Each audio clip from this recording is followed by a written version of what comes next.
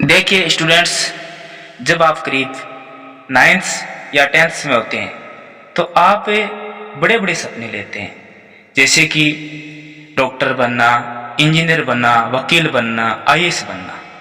परंतु आप लोगों को समय पर सही दिशा नहीं मिलने पर या नॉलेज के अभाव में ये सब नहीं कर पाते। आप लोगों को नहीं पता होता है कि कब कौन सी कैसे परीक्षा देनी होगी।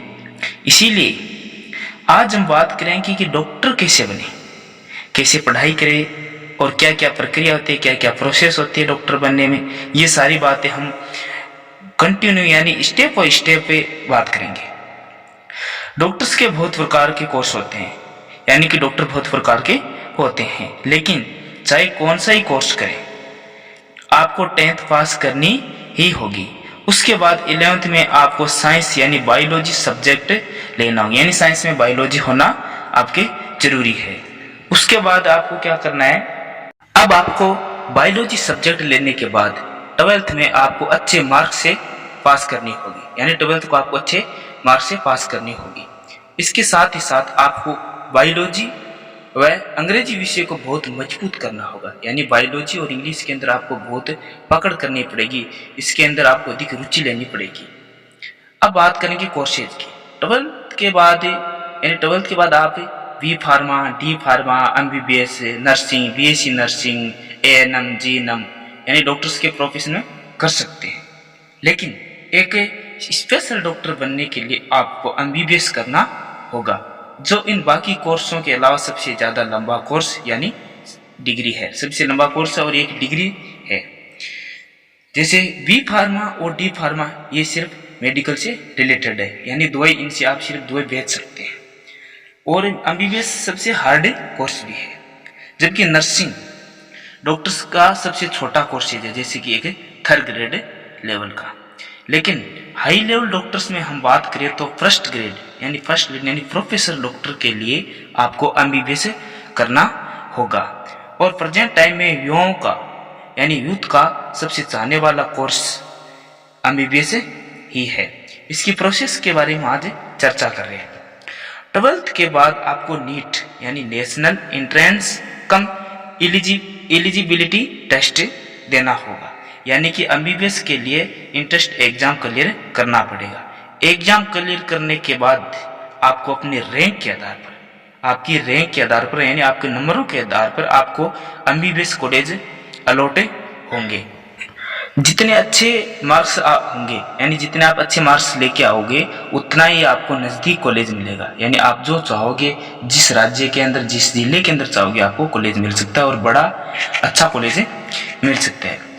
और कम नंबर आने पर आपको इंडिया में यानी पूरे भारत में आपको कहीं पर अनचाही जगह आपको कॉलेज मिल सकता है, यानी अलॉट हो सकता है, या बिल्कुल कम नंबर होने पर आपको कॉलेज मिलता भी नहीं है। कॉलेज अलॉट के दौरान आपकी उम्र 17 से 25 वर्ष के मध्य होनी चाहिए। अब हम एमबीबीएस के बारे में थोड़ी चर्चा करते हैं। एमबीबीएस की full form bachelor of medical and bachelor of surgery होता है, यानी कि आयुर्विज्ञान तथा शल्य विज्ञान स्नातक डिग्री है। यह कोर्स 5 वर्ष 6 महीने का होता है, जिसमें आपको 4 वर्ष 6 महीना क्लास लेनी होगी कॉलेज के अंदर। उसके बाद 1 वर्ष आपको गवर्नमेंट हॉस्पिटल में इंटर्नशिप देनी होगी, और इसका माध्यम इंग्लिश होता है, यानी ये सारा कोर्स अंग्रेजी में होता है। भारत में इंडिया में कुल एमबीबीएस की सीटें 84,649 है, 84,649 है, और 542 मेडिकल कॉलेज है। टोटल भारत के अंदर 542 मेडिकल कॉलेज है तथा 15 एमएस है और 2 जिम पर है। एमबीबीएस कोर्स के दौरान आपको जनरल फिजिकल नॉलेज दिया जाता है तथा एक विशेष विषय या पार्ट का चयन भी करना पड़ता है। यह डिग्री एक स्नातक डिग्री है। इसके बाद आप मेडिसिन क्लिनिक कर सकते हैं, यानी मेडिसिन को किसी प्रकार का आप क्लिनिक कर सकते हैं, पर्ची लिख सकते हैं, अपना हॉस्पिटल खोल सकते हैं। लेकिन मास्टर कोर्स यानी ग्रेजुएटेड के लिए आपको 2 वर्ष का एक कोर्स और करना होगा, जो किसी एक विषय पर शोध किया जाता है। इसका नाम है एमडी यानी डॉक्टर ऑफ मेडिसिन, जो किसी एक विषय पर स्पेशलिस्ट होता है। इसके बाद डीएम जो पीएचडी के समान होता है, यानी एक ही विषय या टॉपिक पर इसका शोध किया जाता है। एमबीबीएस यूजी लेवल का कोर्स है, यानी एमबीबीएस तो सिर्फ यूजी लेवल का कोर्स है। पीजी लेवल के लिए आपको एमडी या डीएम और करना पड़ता है। जिनकी फीस सरकारी कॉलेज में करीब, यानी अगर आप एमबीबीएस करिए और आपको सरकारी कॉलेज मिलता है तो आपके टोटल खर्चा कम से कम 6 लाख या 7 लाख रुपए लग जाते हैं। जबकि अगर आपको एमबीबीएस का प्राइवेट कॉलेज अलॉट होता है तो टोटल एमबीबीएस का खर्चा करीब 20 लाख रुपए लग जाते हैं। एमबीबीएस कोर्स के लिए हर वर्ष 84,000 सीटों पर, यानी ऑल इंडिया के अंदर हर साल की 84,000 सीट पर पेपर करवाए जाते हैं, यानी हर वर्ष 84,000 सीटों पर लगभग 15 लाख स्टूडेंट का कंपटीशन होता है। यानी हर साल 15 लाख स्टूडेंट नीट का एग्जाम देते हैं, जिनमें से 84,000 स्टूडेंट का ही सिलेक्शन होता है। नीट का एग्जाम ऑब्जेक्टिव होता है जो 720 अंकों का होता है। ये पेपर राष्ट्रीय एजेंसी करवाती है, पूरे ऑल ओवर इंडिया को एक समान पेपर करवाती है। नीट का पेपर 3 घंटे का होता है। इसमें परीक्षा का लेवल इंटरमीडिएट होता है, जैसे 11th व 12th के पीसीबी सब्जेक्ट पर आधारित प्रश्न पूछे जाते हैं।